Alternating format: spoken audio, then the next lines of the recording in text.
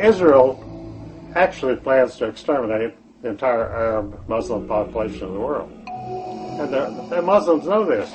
And this is why their jihadism and their excesses have some basis in reality. They're trying to survive because they know that Israel simply is interested only in genocide and exterminating all the Arab people, bringing them under complete domination. And the Israelis are always exterminationists. Are they creating a Christian-Muslim war? Yes, that's all deliberate. See, there is no Christian-Muslim war.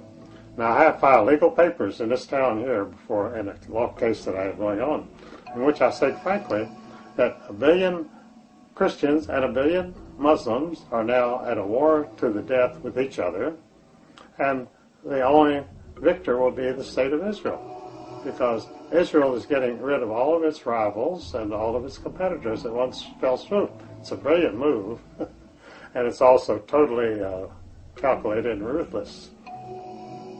Is the real enemy Israel? Yeah. Or Zionism, world Zionism. The state of Israel is nothing. It never has been. It's the tiniest state in the world, yet this is the most important state in the world. It's the most important state to the entire United States government because they put the interests of Israel before every other consideration, including the United States.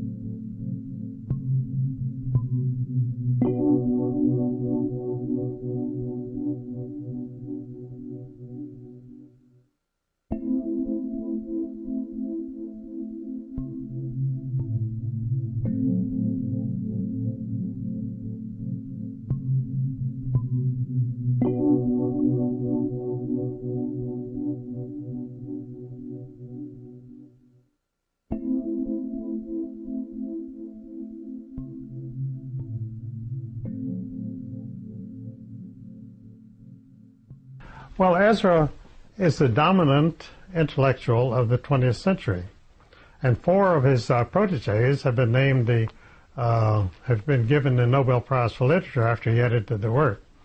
And the first one is T.S. Eliot. He first edited his poem *The Wasteland* in 1920 in Paris, and that became the most famous poem of the 20th century. It's not mentioned very much today, but in the 30s and 40s, every college student could recite *The Wasteland*. And that's how young men would pick up girls, is by talking about the wasteland. They'd get interested and go to a bar and have sex. So it was very useful. And after *The Wasteland*, he became Ernest Hemingway's mentor, and he edited Ernest Hemingway, and he made Hemingway's prose very crisp. And Hemingway had been a hack newspaper writer for a firm called, it was a newspaper called the Moose Jaw Herald in Saskatchewan, Canada. That was his stellar background to become a writer. And so Pound took his material and tightened it up, and he just had a knack for doing that. He could edit anybody's. See, the people, his proteges were all very dissimilar people. T.S. Eliot was a very stuffy Harvard graduate. Ernest Hemingway was a doctor's son from Chicago. His father committed suicide, and he committed suicide when he was 61. And I think one of his sons has committed suicide. So they have a knack for it. And so that was 2 of his proteges. And then William Butler Yeats is in all the anthologies. When Pound met William Butler Yeats in London, he was a very, very famous poet at that time, but he was writing stuffy Victorian poetry. And so Ezra was horrified by that, and he got him totally out of that and into more modern poetry. And so he became much more famous, and he got the Nobel Prize for that. And then his fourth protege was James Joyce, who wrote Ulysses, one of the most famous books of the 20th century. And Pound edited that, and James Joyce was a terrible writer, and he edited his prose, and that became the most famous book of the 20th century. It was Ulysses was the Bible of the 1930s. Everybody talked about it. And so there was 4 Nobel Prizes for literature from one writer. It's the only time in history that a writer has ever had one protege get the Nobel Prize for literature. And by coincidence, I'm his last living protege. They're all dead, long gone except me. And so I'm patiently waiting my turn.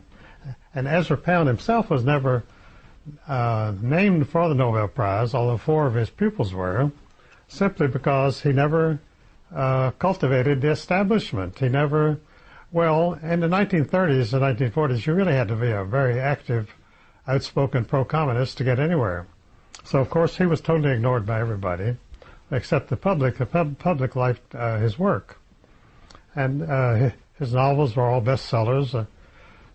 They made a movie of For Whom the Bell Tolls. That's the most famous book, but he actually wrote some others that were quite good. So Ezra had these 4 proteges who got the Nobel Prize when I met him, and he really jumped on me and started whipping me into shape. And he assigned me to go to the Library of Congress and see what I could find out about the Federal Reserve System.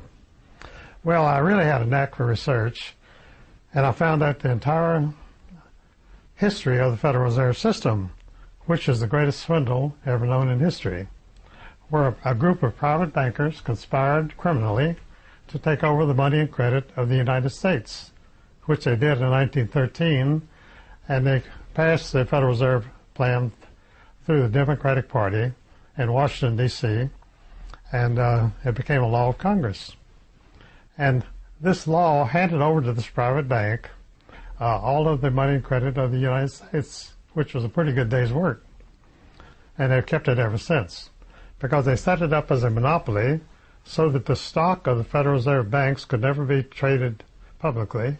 It could only be handed down in a family, or if a corporation bought the bank that owned it, they became possessors of the stock. You've never been able to buy, since 1914, you've not been able to buy a share of Federal Reserve Bank stock on the market anywhere. And that is monopoly. That's what they have. It's a monopoly. You see, they're totally insulated against anyone buying control of the Federal Reserve System. And John D. Rockefeller was one of the biggest holders, and he had his stock placed under the Rockefeller Foundation, so it can never be bought or sold. So it's secure forever. And the other people who bought control in 1914, they were the Schiff family and the Warburg family. And of course, they still have their own family fortunes, and they have a controlling interest in Federal Reserve Bank stock in various Federal Reserve banks. It's not all in one Federal Reserve Bank. It's in a number of Federal Reserve banks. And I think most of the holders of Federal Reserve Bank have at least stock in at least 5 of the Federal Reserve banks.